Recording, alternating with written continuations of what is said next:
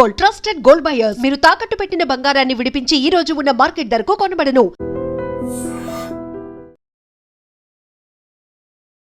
Karimnagar mayor పీఠం ఎవరికి అంటే బీజేపీ కైవసం చేసుకుంటుందా లేకపోతే కాంగ్రెస్ కైవసం చేసుకుంటుందా అనేది ఇంకా ఉత్కంఠ కొనసాగుతోంది. ఎందుకంటే ఇప్పటి వరకు కూడా మేయర్ ఎన్నికపై కాంగ్రెస్ చాలా సైలెంట్గా ఉంది. కోరం లేకపోతే గనక మేయర్ ఎన్నిక వాయిదా పడే అవకాశం కూడా కనిపిస్తోంది. కోరం సభ్యులు అంటే కనీసం 35 మంది సభ్యులు ఖచ్చితంగా ఉండాలి. కోరం సభ్యుల సంఖ్య ఒకవేళ లేకపోతే మాత్రం కరీంనగర్ ఎన్నిక వాయిదా పడే అవకాశం ఉంది. యాక్చువల్లీ మున్సిపల్ కార్పొరేషన్ మేయర్ ఎన్నికల్లో ఇక్కడ అంటే సీన్ మారుతూ వెళ్తూ ఉంది. రాజకీయ పరిణామాల ప్రకారం అయితే కరీంనగర్ మేయర్ పీఠాన్ని బీజేపీ దక్కించుకోబోతోందని కనిపిస్తోంది. కానీ ఈ ఎన్నికల ప్రక్రియలో ప్రధాన ప్రతిపక్షం బీఆర్ఎస్ ఉంది కాబట్టి బీఆర్ఎస్ ఇప్పుడు ఓటింగ్కు దూరంగా ఉండాలని నిర్ణయం తీసుకోవడం సంచలనం క్రియేట్ చేస్తోంది. ఇప్పుడు బీజేపీకి లైన్ క్లియర్ అయినట్టుగా స్పష్టంగా తెలుస్తోంది. మొత్తంగా ఇక్కడ 66 డివిజన్లు ఉన్నాయి. కరీంనగర్ కార్పొరేషన్లో ఎక్స్ అఫీషియో సభ్యులతో కలిపి మొత్తం ఓట్ల సంఖ్య ఇప్పుడు 69కి చేరుకుంది. అయితే బీఆర్ఎస్ సభ్యులు ఓటింగ్కు హాజరు కాకపోతే సభలో ఓటు వేసే సభ్యుల సంఖ్య 59కి పడిపోతుంది. ఈ క్రమంలో మేయర్ పీఠానికి కావలసినటువంటి మ్యాజిక్ ఫిగర్ 30కి చేరుకుంటుంది. ఇప్పటికే బీజేపీకి 30 మంది సొంత కౌన్సిలర్లు ఉన్నారు. 5 స్వతంత్ర అభ్యర్థుల మద్దతు కూడా బీజేపీకే ఉంది. దీంతో బీజేపీ బలం ఇప్పుడు 34కి చేరుకుంది.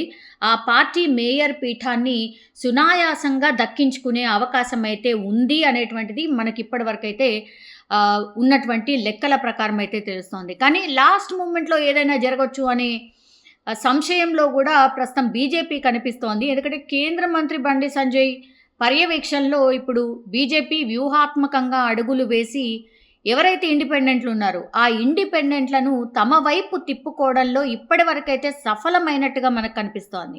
కాంగ్రెస్ పార్టీకి కేవలం 14 స్థానాలు మాత్రమే ఉన్నాయి. ఆ పార్టీ రేసులో పూర్తిగా వెనకబడిపోయింది. బీఆర్ఎస్ పార్టీ 9 మంది సభ్యులతో ఎవరికి కూడా మేము ఓటేయం, మేము పార్టిసిపేట్ కూడా చేయం అనేటువంటిది వాళ్ళు నిర్ణయం తీసుకున్నారు. కాబట్టి ఇక బీజేపీకి ఈ పరిణామం పూర్తిగా కలిసి వచ్చినట్టుగా చెప్తూ ఉన్నారు. కరీంనగర్ కార్పొరేషన్ చరిత్రలోనే తొలిసారిగా ఇప్పుడు బీజేపీ పగ్గాలు చేపట్టబోతోంది. అందుకని బీఆర్ఎస్ కావచ్చు, బీజేపీ కావచ్చు ఒక్కటే అని కాంగ్రెస్ నేతలు చేసినటువంటి ఆరోపణలు ఏవైతే ఉన్నాయో అవి నిజమయ్యే అవకాశం కూడా స్పష్టంగా కనిపిస్తోంది. అంటే ఓటింగ్ నుంచి బీజేపీ బీఆర్ఎస్తో మాట్లాడి తప్పించింది. మేము ఎప్పటి నుంచో ఆరోపణ ఏదైతే చేస్తున్నామో ఇక్కడ బీఆర్ఎస్ బీజేపీ ఒక్కటే అనేటువంటిది మరోసారి రుజువైంది. అందుకే ఇప్పుడు ఈ కరీంనగర్ కార్పొరేషన్ని కూడా దక్కించుకుంది. మేము ఎప్పటి నుంచో చెప్తున్నాం వీళ్ళిద్దరు ఒకటే అని, ఇప్పటికైనా నిరూపితమైంది కదా అనేటువంటిది వాదన కాంగ్రెస్ అయితే వినిపిస్తోంది. ఒక కార్పొరేషన్ పోయినా పర్లేదు కానీ ఇంకా బలంగా ప్రజల్లోకి బీజేపీ బీఆర్ఎస్ ఒక్కటే అనే సందేశాన్ని ప్రజల్లోకి తీసుకువెళ్ళచ్చు అనే భావనలో ఇప్పుడు కాంగ్రెస్ పార్టీ ఉన్నట్టుగా స్పష్టంగా అర్థమవుతోంది.